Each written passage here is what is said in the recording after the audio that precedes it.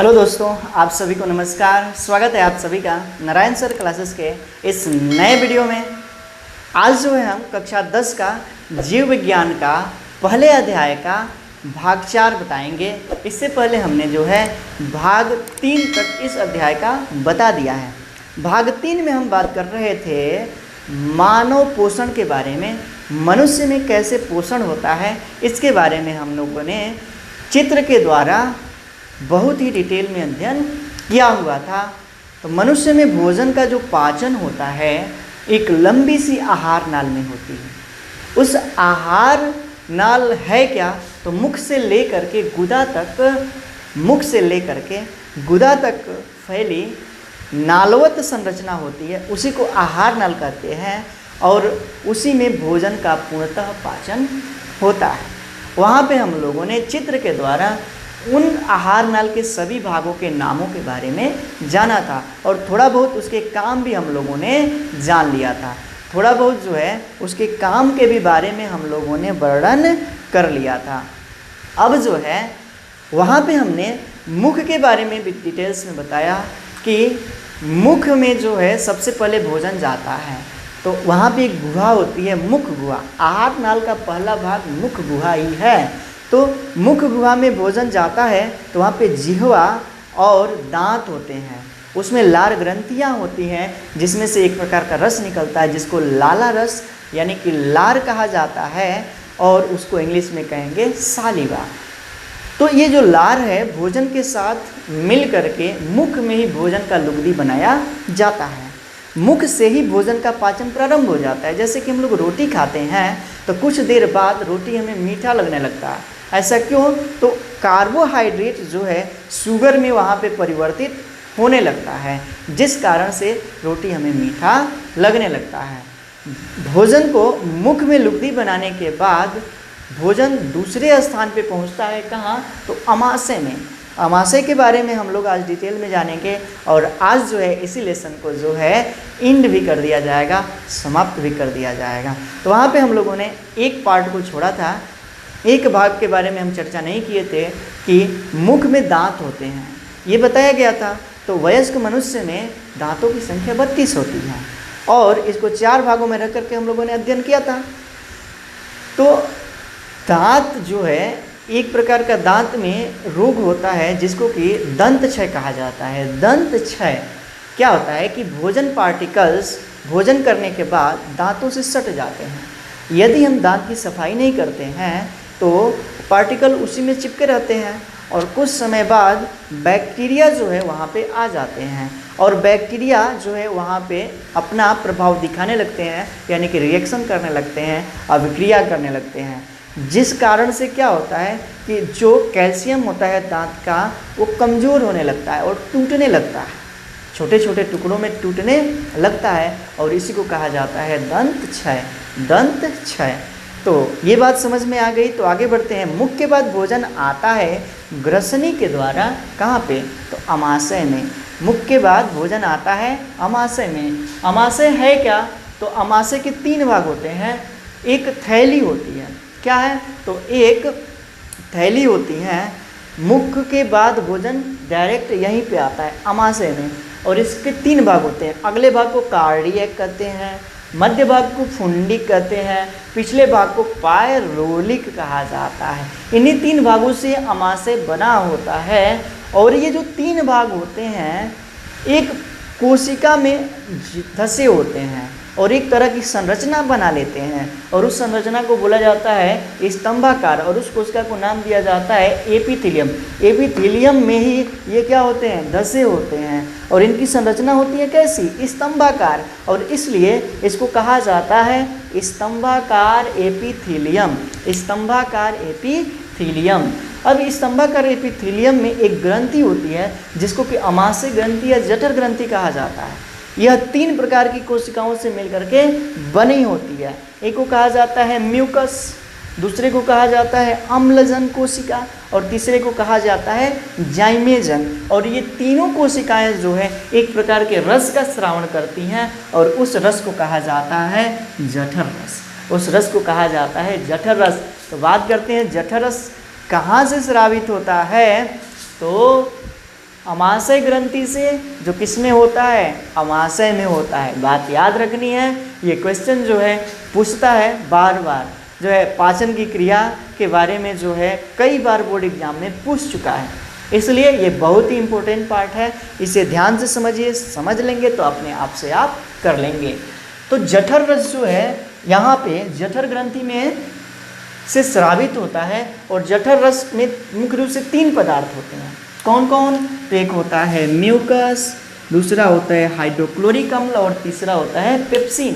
Pepsin एक enzyme है जो क्या करता है, प्रोटीन को एमिनो एसिड में तोड़ देता है, प्रोटीन को अमीनो एसिड में परिवर्तित कर देता है। कौन? पेप्सिन। कहाँ पे? तो अमाशय में। तो अमाशय में अधिकांश प्रोटीन का पाचन हो जाता है, यानी कि खंडन हो जाता है। उसके बाद से पेप्सिन कार्य करेगा कब? पेप्सिन कार्य करेगा कब? तो जब भोजन अम्लीय माध्यम में होगा। तो भोजन अम्लीय माध्यम में कब होगा? कौन करेगा? तो हाइड्रोक्लोरिक अम्ल। हाइड्रोक्लोरिक अम्ल क्या करता है कि भोजन को अम्लीयता प्रदान करता है, अम्लीय माध्यम प्रदान करता है, जिस कारण से पेप्सिन कार्य करता है और प्रोटीन को अमीनो एसिड में परिवर्तित कर देता है। प्रोटीन को किस में परिवर्तित कर देता है? तो अमीनो एसिड में परिवर्तित कर देता है। उसके बाद से अब जो है हाइड्रोक्लोरिक एक तगड़ा सा अम्ल है, त्वचा पर पड़े तो त्वचा को ही जला दे। अब बात करते हैं कि क्या अमाशय में होगा तो अमाशय की कोशिकाओं को नुकसान नहीं करेगा? अवश्य करेगा। तो इसके लिए क्या है, तो वहाँ पर एक पदार्थ होता है जिसका नाम है म्यूकस। म्यूकस क्या करता है, तो इसके प्रभाव को, HCl के प्रभाव को कम कर देता है।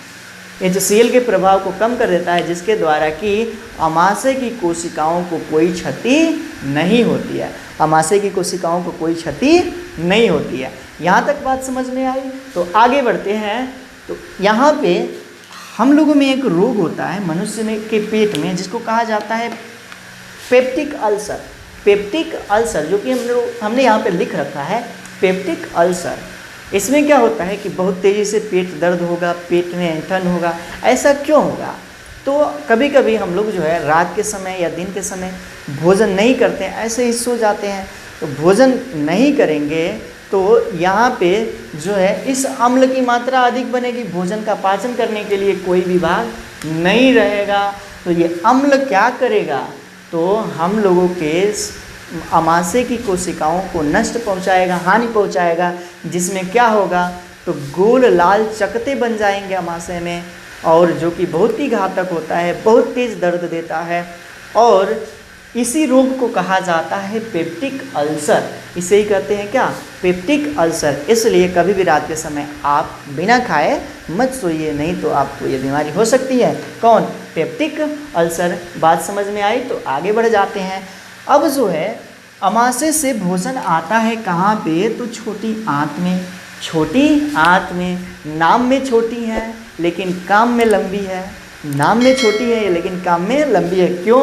क्योंकि भोजन का सबसे अधिक पाचन यहीं पे होता है, और भोजन को ब्लड में परिवर्तित, यानी कि ब्लड रूपी ब्लड वेसल्स में भेजने का काम यहीं पे होता है। कहाँ पे? तो छोटी आंत में। इसको छोटी आंत क्यों कहा जाता है? क्योंकि ये पतली होती है लेकिन लंबी होती है।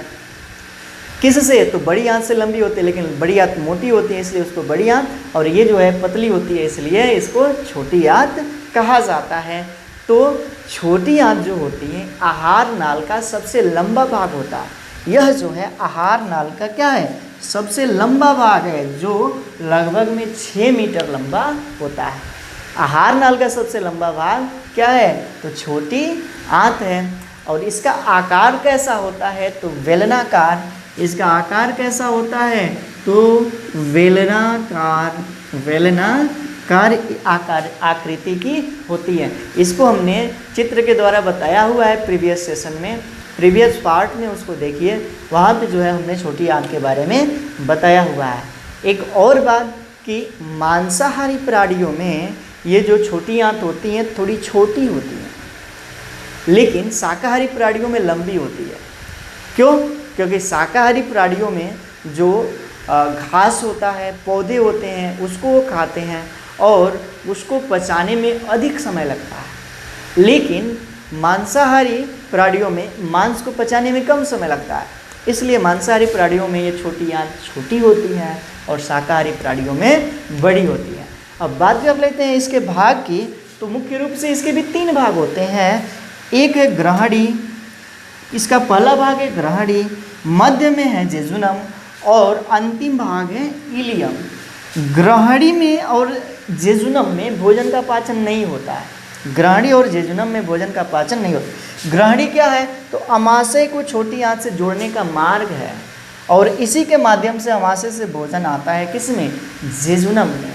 और यहाँ पे क्या होता है? वसा का पायसीकरण हो जाता है थोड़ा बहुत। ग्रहणी में वसा का पायसीकरण किया जाता है, ये बात याद रखिएगा। उसके बाद से भोजन आता है इलियम में। तो छोटी आंत के इलियम भाग में ही, यानी कि इलियम भाग में ही सबसे ज़्यादा भोजन का पाचन होता है, ये याद रखिएगा, इलियम में ही। अब इस भोजन को पचाने के लिए कुछ न कुछ रसायन चाहिए, कुछ न कुछ जो है आपके एंजाइम चाहिए। तो ये कहाँ से मिलेगा? तो एक ग्रंथि होती है जो कि है, यहाँ पे हम बताते हैं यकृत ग्रंथि।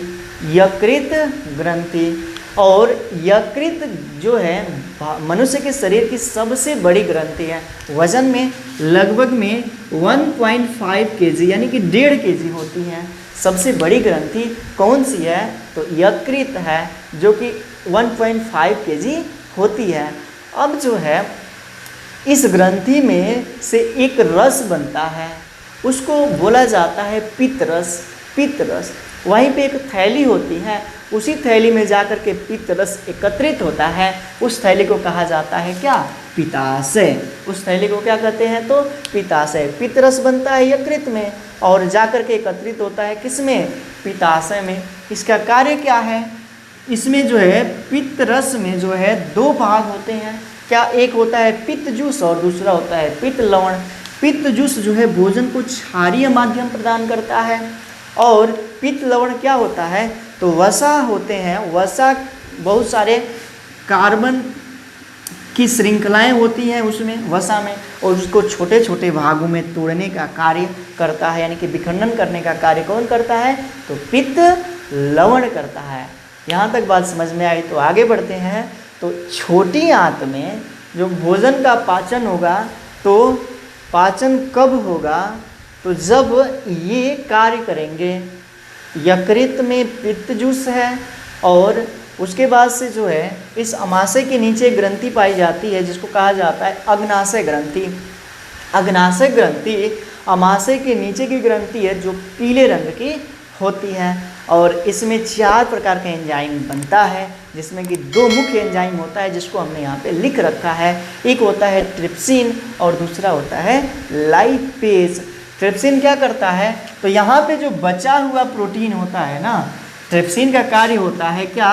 तो बचे हुए प्रोटीन को अमीनो एसिड में परिवर्तित कर देना। जो यहाँ पे थोड़ा बहुत बच जाता है, प्रोटीन का पूर्णतः पाचन नहीं हो पाता है, तो उसका पूरा पाचन कहाँ पे हो जाता है? छोटी आंत में। उसके बाद से लाइपेज का काम क्या होता है? तो वसा होता है, उसको वसा युक्त अम्ल और ग्लिसरॉल में परिवर्तित कर देना। वसा युक्त अम्ल और ग्लिसरॉल में परिवर्तित कौन सा एंजाइम करता है? लाइपेज, जो किसमें होता है? अग्नाशय रस में। इसमें से एक रस निकलता है जिसको अग्नाशय रस कहा जाता है, उसमें ये एंजाइम पाए जाते हैं। ट्रिप्सिन प्रोटीन को अमीनो एसिड में परिवर्तित कर देता है, लाइपेज वसा को वसा युक्त अम्लों में परिवर्तित कर देता है। यहाँ तक बात समझ में आ रही होगी खूब अच्छे से। तो हम आगे बढ़ जाते हैं। अब ये जो ट्रिप्सिन है, लाइपेज है, भैया काम कब करेगा? तो इसका भी एक नखरा है। जैसे कि इसका था ना, क्या कहते हैं, पेप्सिन का, कि भोजन को अम्लीय माध्यम रहेगा तभी ये कार्य करेगा। उसी तरह से भोजन जब क्षारीय माध्यम में रहेगा तभी ये एंजाइम कार्य करेंगे। तब क्या होगा? यहाँ पे पित्त जूस जो है, पित्त रस जो है क्या करता है? भोजन को क्षारीय बनाता है और जिस कारण से यहाँ पे ये एंजाइम कार्य करते हैं। और एंजाइम कहाँ पे कार्य करते हैं? छोटी आंत में। कहाँ पे? तो छोटी आंत में। यहाँ तक बात समझ में आई। तब हम आगे बढ़ जाते हैं। तो जो छोटी आंत होती हैं बेलनाकार होती हैं, बेलनाकार होती हैं। इसमें जो है इस तरह की संरचनाएं होती हैं, इस तरह की संरचनाएं होती हैं। और इसी में जो है ब्लड सेल्स से जुड़ी होती हैं। ब्लड सेल्स से जो है क्या होती हैं? तो जुड़ी होती हैं। और ब्लड सेल्स में जुड़ी होती हैं। और जो भोजन का पूर्णतः यहाँ पे पाचन हो जाता है, तो भोजन जो है ब्लड के रूप में इन ब्लड वेसल्स में आ जाता है, और जिसके द्वारा कि उस भोजन के पार्ट्स को ऊर्जा के रूप में शरीर के सभी कोशिकाओं में पहुंचाया जाता है। बात कर लेते हैं बड़ी आंत की। उसके बाद से छोटी आंत में भोजन का पाचन होने के बाद भोजन आता है कहाँ पे? तो बड़ी आंत में। बड़ी आंत के भी बारे में हमने चित्र में दिखाया था। तो बड़ी आंत के मुख्य रूप से दो भाग होता है, एक होता है कोलन और दूसरा होता है मलाशय या रेक्टम। मलाशय या रेक्टम। कोलन के भी 3 भाग होते हैं। कोलन का क्या कार्य होता है? कोलन का जो क्या कार्य होता है, तो इसको यह जो है छोटी आंत को जो है किससे जोड़े रहता है ये? तो छोटी आंत को बड़ी आंत से जोड़े रहता है। कौन? कोलन। उसके बाद से होता है मलाशय या रेक्टम। तो भोजन जो है छोटी आंत से बड़ी आंत में आता है, जिसके द्वारा वहाँ पे जल से उसका लिक्विड किया जाता है, लिक्विड फॉर्म में किया जाता है, जो आकर के इस मलाशय में एकत्रित होता है और उसे समय समय से गुदा द्वारा एनस द्वारा बाहर निकाल दिया जाता है। समय समय से गुदा या एनस द्वारा बाहर निकाल दिया जाता है। उसके बाद से इसी कोलन में एक बात होता है सीकम। यही क्या करता है? तो छोटी आंत को बड़ी आंत से जोड़ता है। जोड़ने वाला भाग जो है क्या है? सीकम।